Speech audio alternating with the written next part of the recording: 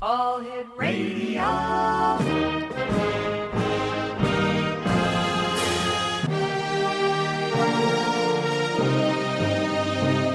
Welcome to the X Zone, a place where fact is fiction and fiction is reality. Now, here's your host, Rob McConnell.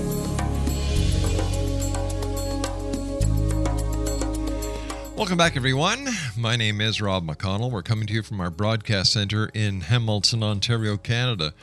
Worldwide toll-free 800-610-7035. Email xzone@xzoneradiotv.com. On all social media sites, X-Zone Radio TV, and you can listen to the X-Zone 724-365 at www.xzoneradiotv.com. The X-Zone Christmas store is wide open. www.xzonexmas.com. And we've done something a little special this year. If you go to the right of the page, it says Santa Claus will send a letter. Basically what will happen is you send an email to santa@xzonexmas.com telling him the name of the child and an address or an email address that you'd like them to receive an email or letter from Santa, and we'll be taking care of that for you. Every child should have the opportunity of getting an email or a letter from Santa Claus. And that's one of the fondest memories I have of my childhood, was that you knew that in between the first and second week of December, if you were a real good little boy, you'd get that letter from Santa. And, you know, my mom made sure that we always got our letter, and it was always something that we looked forward to ever so much. Mind you, I don't know why he stopped when I was 23, but something must have happened. So that's at xzonexmas.com. X-Zone Nation, this hour we're going to be talking, amongst other things, about the hacking that has been going on in the United States that has been traced back to China. My guest this hour is the one and only Corey K, www.xzonetechzone.com. And Corey, welcome back to the X-Zone, my friend, and belated happy birthday to you, and a belated happy Thanksgiving. Thank you, Rob. I appreciate it. So what's the story behind the story when it comes to the Chinese hackers, my friend? Well, I will tell you a quick story that will help make sense of this. Okay. There was a related story this week about a phishing scam on Wall Street. And what phishing is when a hacker attempts to grab basically gain personal information against a target by sending them an email, and they're basically requesting information. And what these hackers did is they actually went after the big whales, which is why this practice is called whaling.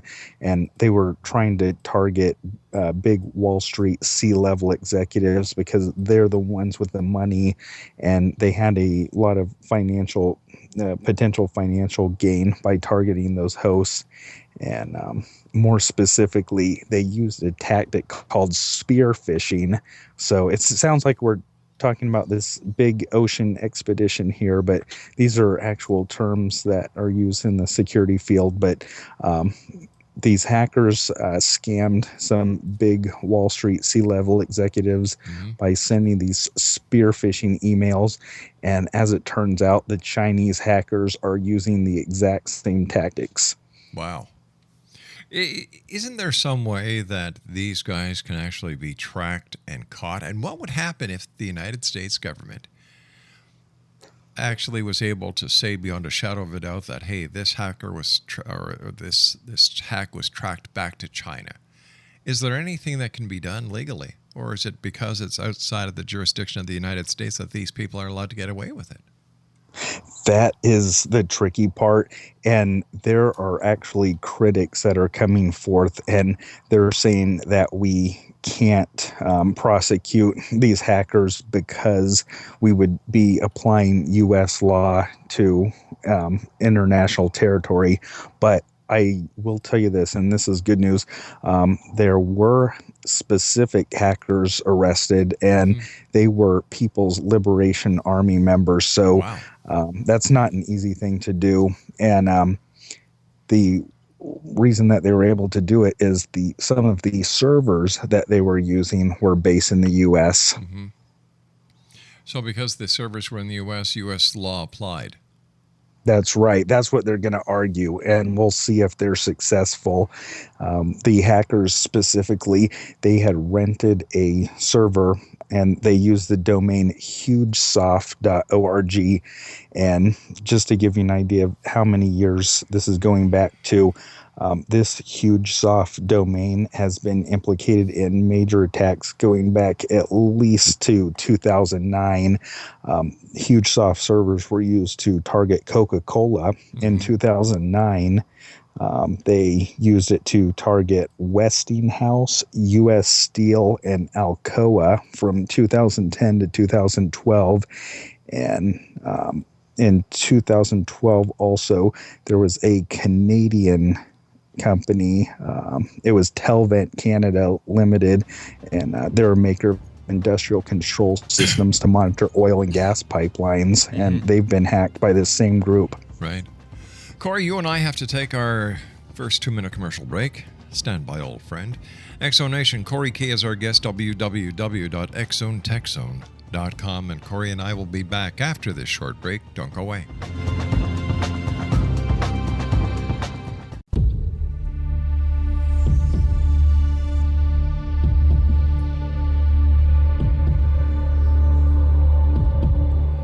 Welcome back, everyone. Corey K is our special guest, www.exonetechzone.com. All right, Corey, this fishing expedition, or this fishing hacking, can you better give us a better idea what it's all about? Oh, definitely. There's two ways, at least two ways to go about a phishing attack. One is to cast a broad net and go after as many targets as possible. And for something like that, you can use a programming language like Visual Basic, Python, or any number of other languages. And you can try to send as many emails as possible to as many email addresses as possible. And you would target the big ones like at yahoo.com, at gmail.com, where you would get a lot of users. So that's one strategy. But in these more recent attacks that are a little more scary, they use something called spear phishing. And with spear phishing, instead of casting that broad net, you go after a very select group of targets, and especially a group of people from a specific company, and you target them specifically. And so spear phishing is very targeted. Now, with the Wall Street phishing scam, they were specifically trying to get information about mergers and acquisitions so they could later basically use that inside information to get financial gains from the stock market. And what they did is they sent an email to C-level executives and others who worked at a bank, and they used educated guesses and also information that they could gather just by calling these banks and trying to fish for information that way. But they would send an email that was a generic but believable dialogue about a possible merger and acquisition, and they would say something in the email like, "Hey, doesn't Bob from the M&A team, doesn't he just drive you crazy?" And since all of these companies have someone named Bob, the person receiving the email, they would respond, and slowly but surely, through a process we've talked about before called social engineering, they were able to manipulate people into revealing that sensitive data. Wow. So basically, there's a lot of psychology that's put into this as well. Not only is there the actual programming, the engineering, but personal psychology in order to also fish to get that information out of the person that you're communicating with. That's right. And one thing that's encouraging is more and more companies are becoming aware of social engineering. They're training their employees to recognize it. And even in my own workplace, there were posters that went up in the last couple of months that said, beware of social engineering. These are the signs. And what people try to do in different places that I've worked at recently is they'll try to get small details like zip codes, phone numbers, sometimes even passwords from protected accounts. And usually the way it works is they'll call somebody up, they'll get somebody like me, and they'll use some publicly available information like, oh, I have model X, Y, and Z of this product, and I need to change some of my account information. And at first, the employee following their training will be like, well, no, I can't give that out. But they'll make up some believable story like, oh, I have 1 million passwords. I can't remember the one for this. Can you give me a hint? Wow. And that person will give them a hint like it's a color. That narrows it down. And basically through this back and forth process, they're manipulating the person on the phone. And eventually, if they keep hammering away, they can succeed in some cases. So there must be something that can be done, Corey. For, like we're so highly advanced technologically. How come we can't come up with a system that is fail-safe? That you just can't do hacking anymore. There has to be something. Well, it's really interesting. They are coming up with new encryption methods. The new Apple iPhone 6s have this new encryption method, and apparently it's so good that the NSA, the FBI, they're demanding that a backdoor be put in because they haven't figured out how to crack it yet, and they're thinking it could take them 30 or 40 years to crack it. So there are stronger encryption methods out there. We mentioned before better training. The training is getting so good that somebody like me would never give out personal information on this account.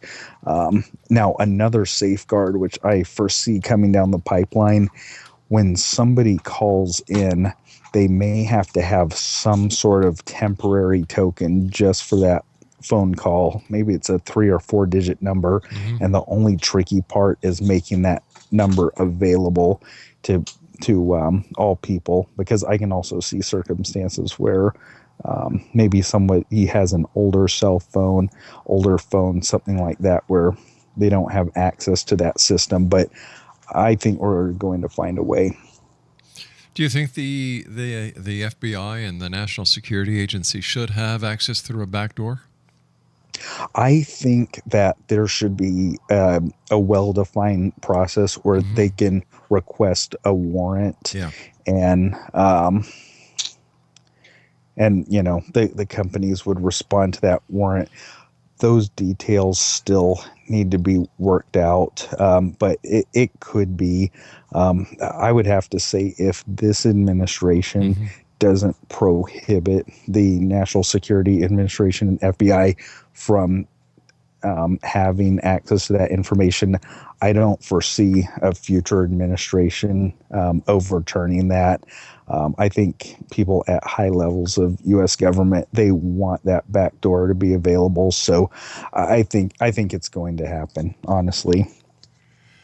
All right, Exo Nation, the one and only Corey K is my special guest. Always great talking to you, Corey.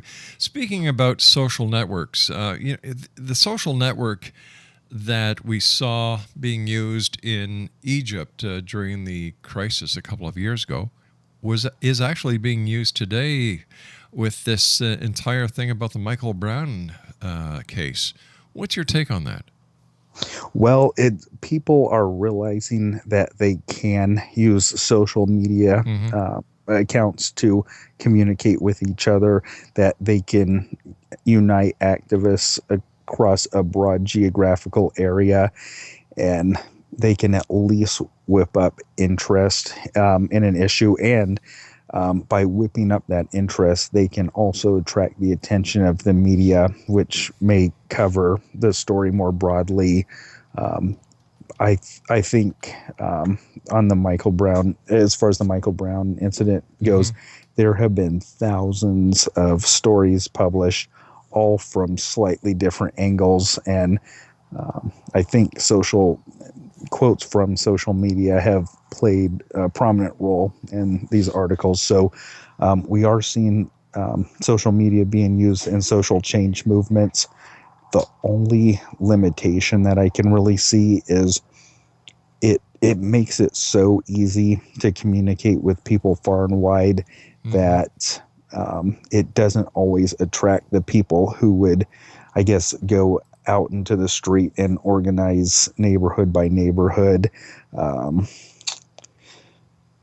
You have more, I don't want to say free riders. It's that term seems so pejorative to me, but you can attract the activists as well as the lazy all in one swoop. Yeah. Were there any protests in your neck of the woods with reference to the Michael Brown case?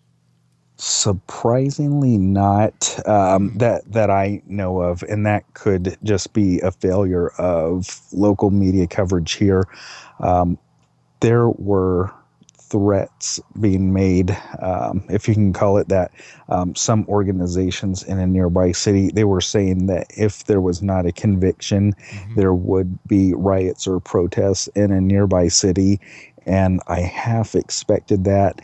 That did not materialize, and Florida's just a hard place to organize in that sense, because you have so many transplants from so many areas, very few people that were actually born here originally, and so there's not that rooted sense of community that you might have in areas like St. Louis. So. Right. What was the popular consensus down in your area concerning the Michael Brown case? It was all over the board. It's a very divisive issue. We weren't allowed to talk about it at work, and some people who broke that protocol and started to talk about it, we had to squash it pretty fast because the arguments got really heated. It was quite a thing. The thing I couldn't understand is that the people wanted justice. The public wanted justice.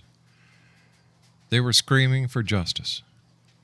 When justice was served, because it didn't serve their cause, they started protesting. I don't understand it. You just can't. If you want justice, justice was served. It was followed to the letter of the law. You know, the guy was found innocent, or he wasn't indicted by the grand jury. The grand jury made their decision based on forensic evidence, as well as first-hand testimony.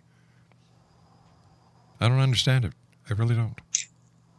It's, on one hand, I think it's a shortcoming in the educational system. Right. Basically, you can go all the way through high school now and not learn anything about the legal foundation in America or the West in general.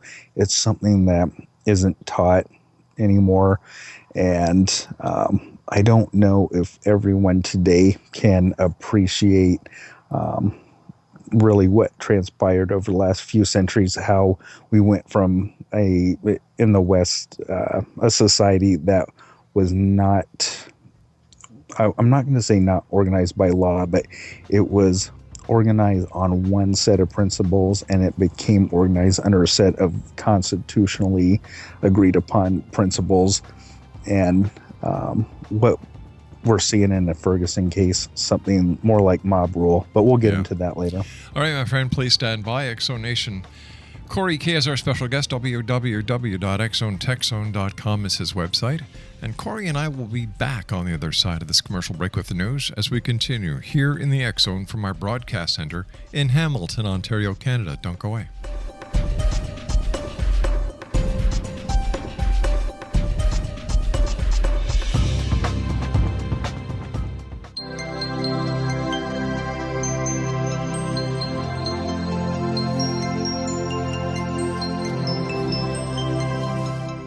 This is Elizabeth Joyce with Stargazing the week of December 1st through December 7th for the X Zone. December will be a positive month for most of us, although there still can be some challenges. Overall, you will find a rise in your luck as we move away from watery Scorpio's influence into fiery Sagittarius energies. You will feel a sense of optimism and good dynamics with whatever is happening in your life. It's been a long time, since 2011, since this wave of positive energy has been present. This week is filled with planets in fire and air, which means the emphasis is on the head and not the heart. December 1st is an upbeat day, full of light, as the sun is in Sagittarius and the moon is in Aries. This aspect sets the foundation for the power-based shift of Mars on Thursday, when it moves out of Capricorn and into Aquarius. Because Aquarius believes in open sources of information and in new technology that takes place through the efforts of many, all modes of communication, including social networking and Cyber Monday, are energized and electrified. On Saturday, December 6th, the Gemini full moon brings us to the emotional high tide for December.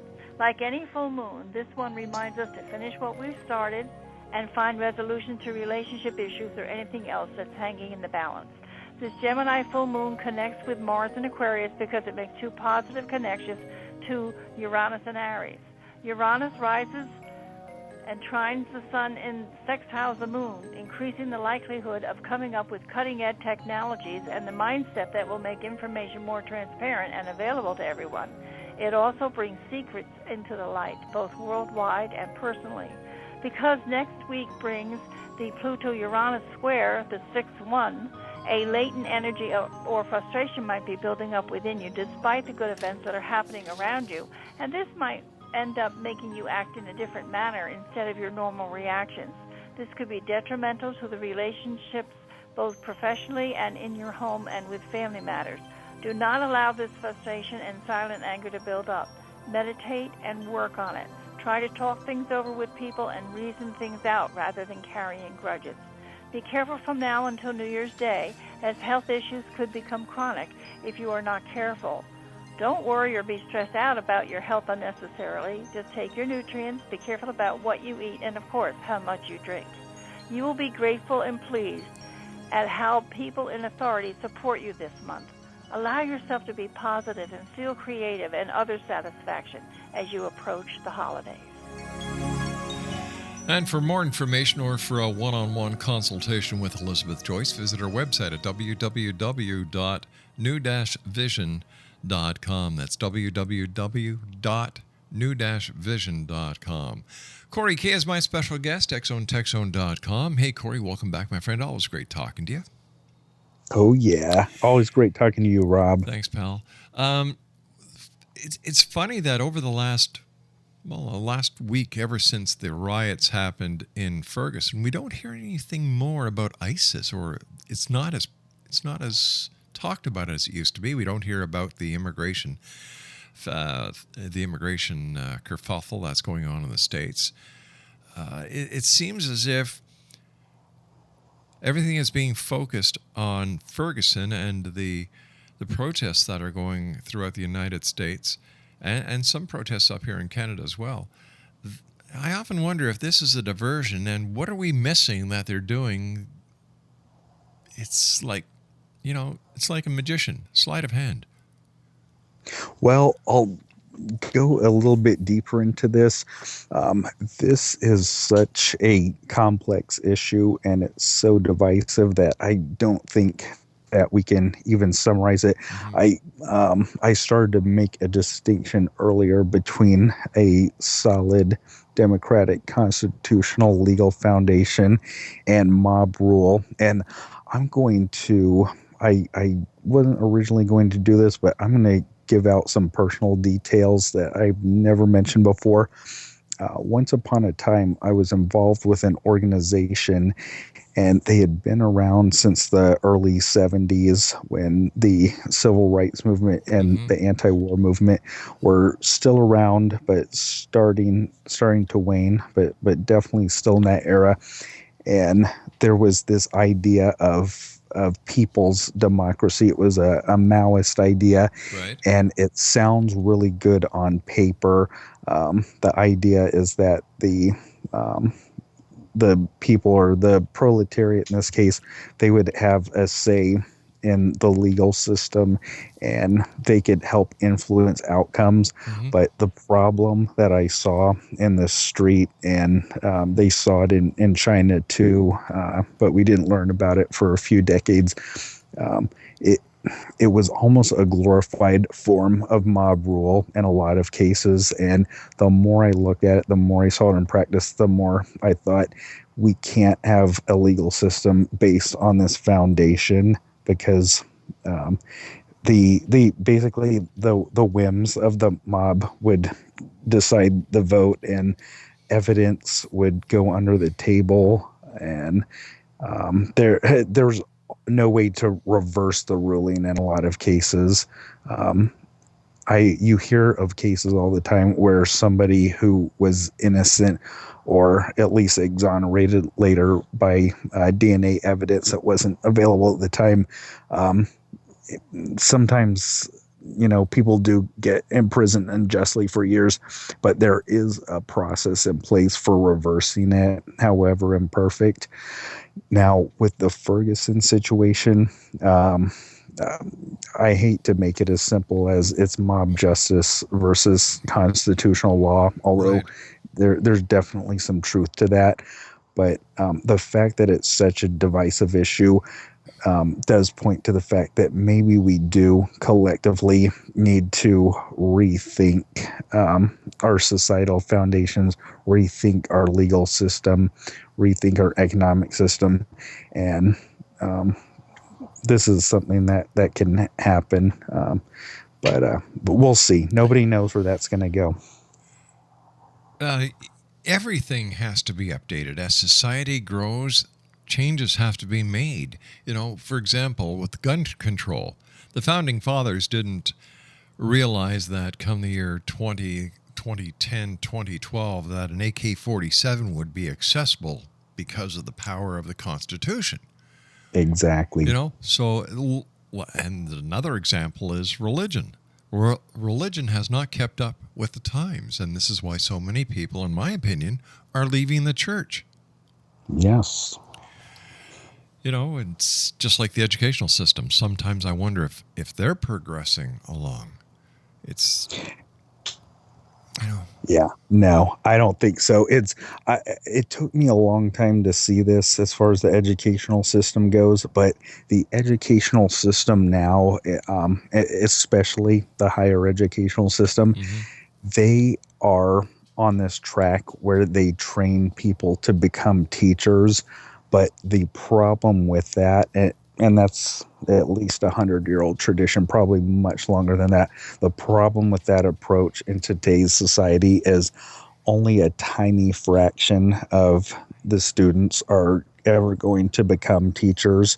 So putting all of higher education on that track is disservicing the majority of the students. Right.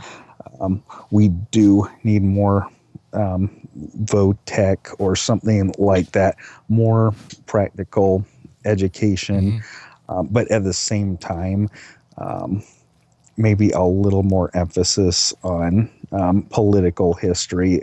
That's something that's left out. I went through K through 12 without being required to pick up a constitution, if you can believe it. So if you were, let's say you were in charge of the school system throughout the state of Florida, what changes would you do? I would inject some basic American history, the history of the Constitution. I would make reading of the Constitution, the Declaration of Independence mandatory. And at the same time, I wouldn't build a cult around the Constitution. I would still see it as a flexible document. And I would, students would be taught that you can change the way that your reality is. You can change the way your government is. But I think we lack this historical foundation.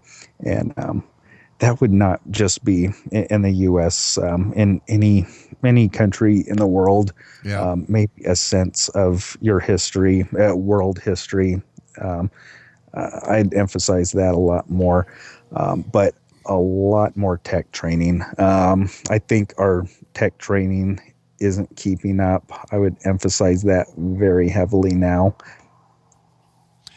I remember when I was going to elementary school, we had to take history. And it was the history of Canada, the way the government ran in federal politics and in provincial politics. You know, the British North America Act, and then you had the Constitution was brought back from the United Kingdom here into Canada, and how the different political leaders, all the way from Sir John A. Macdonald, who was the first Prime Minister after the Confederation of Canada in 1867, through to the present day, and at that time it was Pierre Elliott Trudeau. You know, so mind you, we also had scripture as the first lesson in school. Everybody, you did the Bible, you did the singing of the hymns, you did a lot back then. And there was also health, personal hygiene, what to eat, what not to eat, the 4 basic food groups. But it seems that somewhere along the line, we changed from being so interested in helping a person prepare for their life as adults to preparing them for a future that 9 times out of 10, by the time they got out of school, was no longer available. That's right. You bring up an excellent point, and that is the shortcoming of a pure science and technology-based education. There are ways to make that education more general so it can keep up with emerging trends. But another problem with education now is they often teach how existing institutions are inherently bad. And I think that it's not that they emphasize it, it's that they overemphasize that. And so somebody can go to a 4-year college now, a liberal arts college, and when they come out, they feel that the existing order is inadequate. It has to be destroyed, and they don't teach the creative institution building. In the pre-college level, they train the students to take the test, which I think is the worst trend that currently exists in education right now. We're training kids just to take and pass the test, and I think that needs to be reversed immediately. I agree. That makes no sense to me either.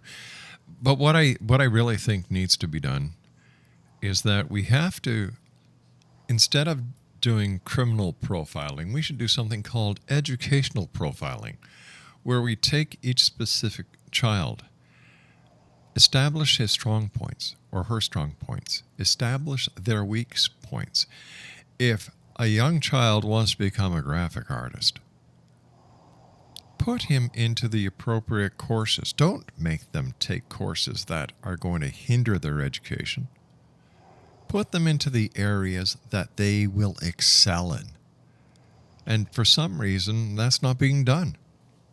Yeah, I think that's a great idea. I like that idea of an educational profile. Yeah, why not? We do it with criminals, and it seems to work. So why can't we do it with children who are our future? Oh, yeah. We're stifling them. We're causing more problems than not. You know, instead of putting kids on Prozac or Ritalin or whatever they put these poor kids on because they're so frustrated, they're not eating the right foods, they're not getting enough sleep, there's so much peer pressure. Put them in an environment that they can excel in. And I still go back to the basic premise that all kids in every school, including high school, should wear a uniform where everyone has a level playing field. That's an interesting thought. Yeah. Speaking of education, I had a quick little tidbit that I wanted to share with the X-Zone Nation. One of the ways that they caught these Chinese hackers is the specific hackers, especially the person we were talking about last week, Ugly Gorilla, Yes. who was one of the big 5 PLA members involved in this, he put a UG in all of these logs. So whenever he hacked someone, he put a UG there, a signature there. So it kind of tied all of his work together. And if any user out there in the X-Zone Nation is interested in seeing their own computer logs, if they're on a Windows-based computer, Windows Vista 7, you can click the Start button, type in the word event in the search bar, select Event Viewer, and you can see all of your system logs. You can see every error, every request for security access, everything. So once again, they just go to the button on the left-hand side at the bottom. Click on that. That's right. Click on that, type in the word event, and select Event Viewer. Now, in Windows 8 and 8.1, they made it slightly harder. From Windows Desktop mode, which you can get to by pressing the Windows key and D, the letter D, press Windows and the X key, and then Event Viewer should be one of the choices. Or you'll see command prompt, and you can type in EVT VWR and bring it up that way. All right, Corey, stand by, old friend. You and I have to take our final break for this hour. X-Zone Nation. Corey K., great guy. His website, xzonetechzone.com. We'll both be back on the other side of this break. Whatever you do, don't go away.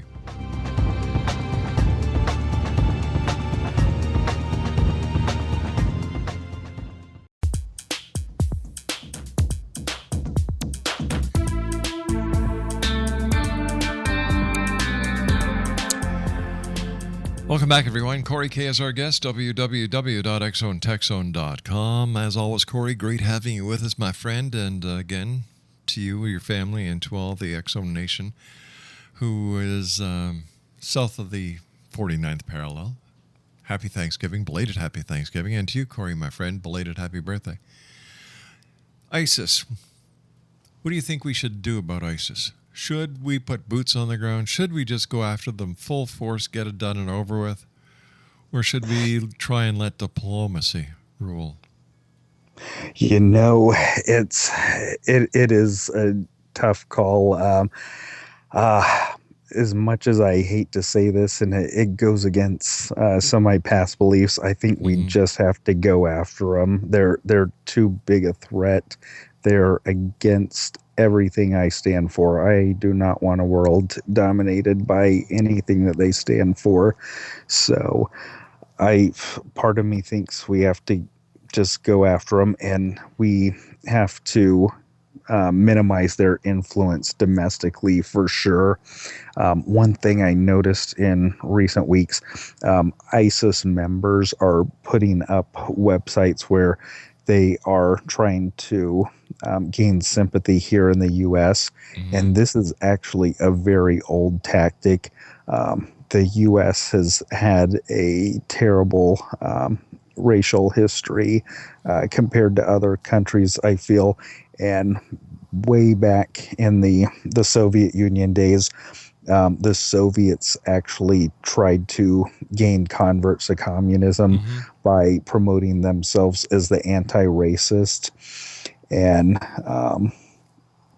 they made some good points, and they promoted some self-searching, but they were not a good cause.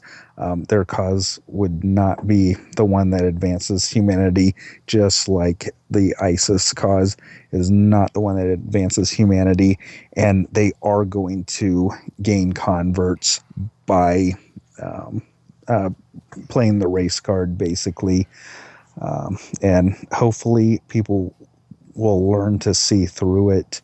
The people who have become converts, maybe through a rehabilitation program, they can be trained to see that that is not the only way to view the world, or even a good way to view the world. So you can keep that faith, willingness, belief, desire to change the world in positive ways, but not go the way of the ISIS, just like you would not want to go the way of the Soviets back then. You and I were talking during the news break, and I said that I wondered if what part of the entire protest movement that we've seen that is just bordering on civil disobedience in many cases, how many of those were actually prodded on by ISIS? Because this would have been a perfect example for a perfect opportunity. The age grouping is just right for them. Yeah, it's now I think they have an interest in promoting anything that could weaken us internally and internally divisive movement that would play right into that. But I don't want to downplay the issue that there are real divisions that exist now in American society. We're more than ever aware of them, and hopefully we can settle them more peaceably, because people have just gotten mean. They have. Hey, Corey, I want to thank you so much for joining us tonight. Always a great pleasure, my friend. Please give my best a chance, your better half, and George the cat. I will. And Exo Nation, if you'd like to ask Corey any questions pertaining to high tech, just go to www.xzonetechzone.com. I'll be back on the other side of this commercial break with the news as we continue here in the X Zone from our broadcast center in Hamilton, Ontario, Canada.